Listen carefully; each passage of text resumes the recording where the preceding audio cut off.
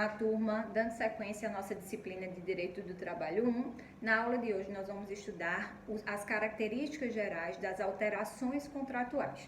Nós já estudamos que o contrato de emprego ele não se exaure em uma única prestação.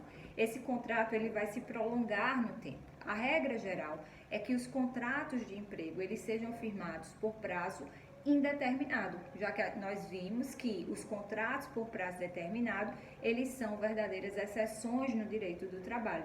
Então, como nós temos uma relação de trato sucessivo, uma relação contratual de trato sucessivo que vai se prolongar no tempo, geralmente durando anos, é perfeitamente normal e aceitável que alterações ocorram nessa relação. Essas alterações, elas podem ser de diversas ordens, podem ser uma alteração financeira, por exemplo, um ajuste salarial, ou pode ser de natureza funcional, eu promovo um funcionário a um cargo, a uma função mais elevada, uma alteração de local, o empregado ele vai ser transferido para outra localidade. Enfim, nós temos vários tipos de alterações contratuais. A regra geral, para que as partes possam promover, especialmente a empresa possa promover alteração contratual, é que estejam presentes dois requisitos. Esses requisitos são encontrados no artigo 468 da CLT, que são mútuo consentimento e ausência de prejuízos para o empregado. Ou seja, é preciso que, como regra geral, que nessas alterações as duas partes elas estejam de acordo com aquela alteração. É preciso que a empresa e o empregado concordem com aquela alteração.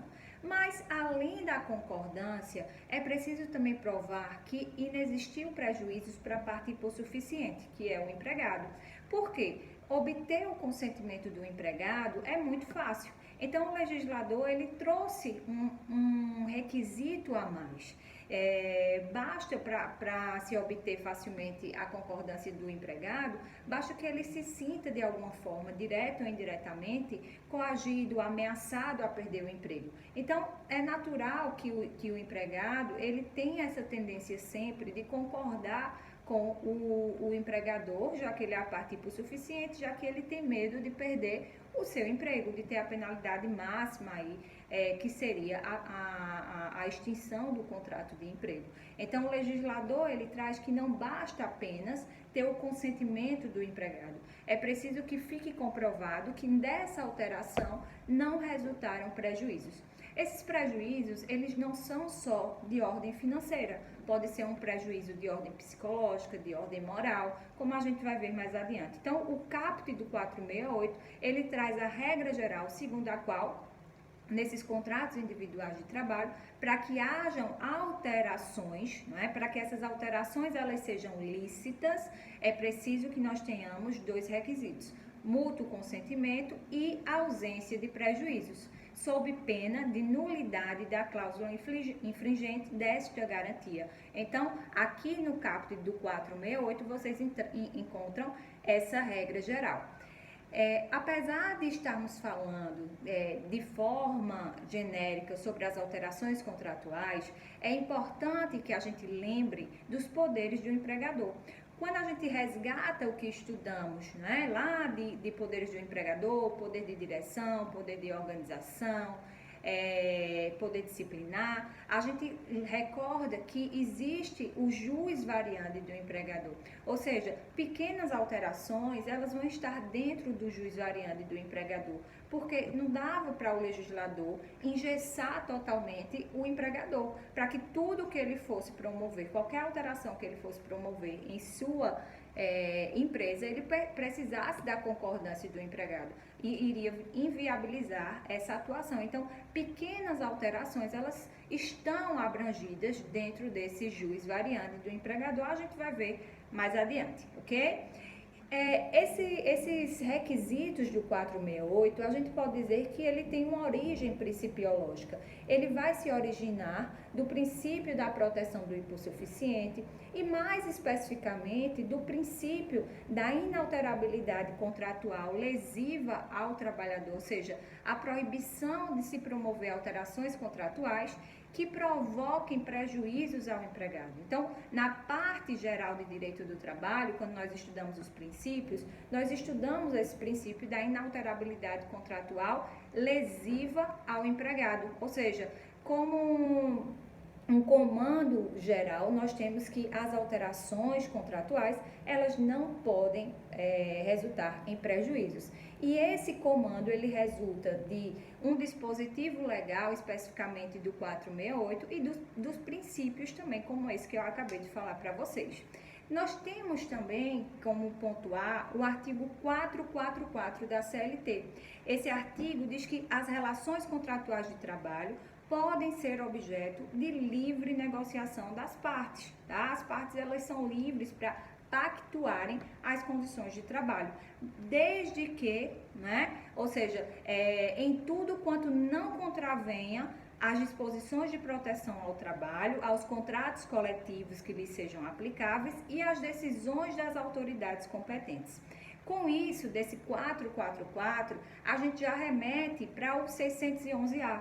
Lembrem-se que após a reforma, a gente teve uma flexibilização maior da legislação trabalhista e é possível que o negociado prevaleça sobre o legislado, mesmo que isso represente uma desvantagem para o empregado, tá? Então, a regra geral é que para que sejam promovidos esses tipos de alterações, eu preciso ter uma negociação coletiva prévia para legitimar aquela alteração. Então, percebam, pessoal, a regra do 468 é que, para que hajam alterações contratuais, eu preciso ter mútuo consentimento e ausência de prejuízo.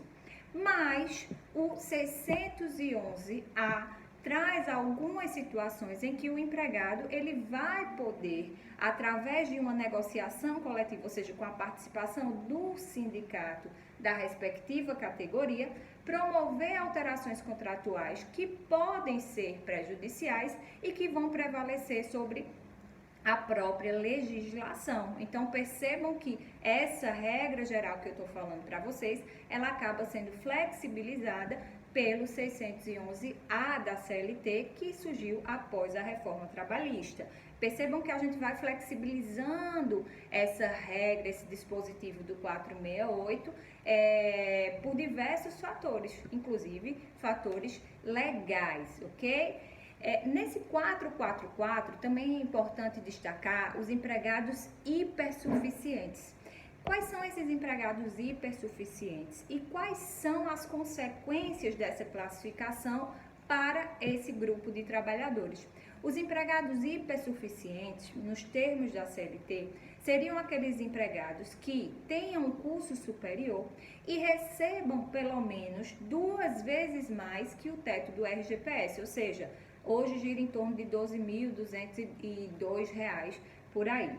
Esses empregados, eles podem promover alterações contratuais, podem promover negociações para essas alterações através de um acordo individual e não através de um acordo coletivo, como determina o 611A, tá? Então, para eles, essas negociações individuais, dentro daqueles limites do 611A, vai ter a mesma força de lei, vai ter a mesma força de uma negociação coletiva, ok? Bom, existe também esse princípio que eu falei para vocês, né? Dentro dessas possibilidades de alterações, nós temos também a possibilidade, uma exceção a essa regra, que seria quando o empregado ele tem um interesse extracontratual. Ou seja, quando aquela alteração ela ocorre por mútuo consentimento, ela gera um prejuízo para o empregado, mas ela não foi negociada através de uma negociação coletiva, ela foi pactuada individualmente.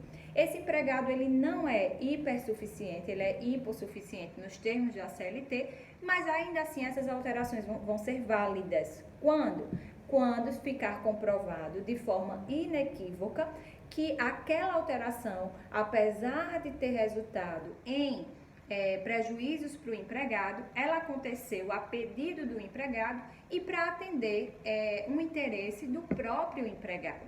Ou seja, o empregado ele tinha fundamentos para suportar aquele tipo de prejuízo. Imagina um empregado que ele decide fazer um curso superior e daí ele pede ao patrão para reduzir a sua jornada de trabalho. Vai reduzir a jornada, vai reduzir o salário, mas vai ser reduzido para atender o interesse maior daquele empregado, ou seja, no final das contas, para beneficiar aquele empregado, permitir que ele tenha um novo projeto de vida, que ele comece a fazer um curso superior e ainda assim garanta o seu emprego, garanta uma renda mínima para esse período de estudo. Então, numa situação como essa, estaria dentro dessas exceções à regra do 468 que eu falei para vocês. Então, da regra geral, nós temos exceções. Essas exceções são aquelas do artigo 611-A,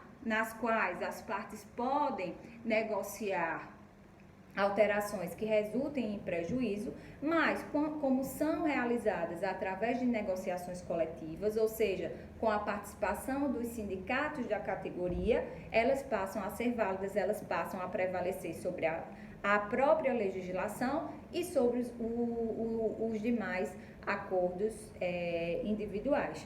E a segunda é para atender interesse extracontratual do próprio empregado. Tá?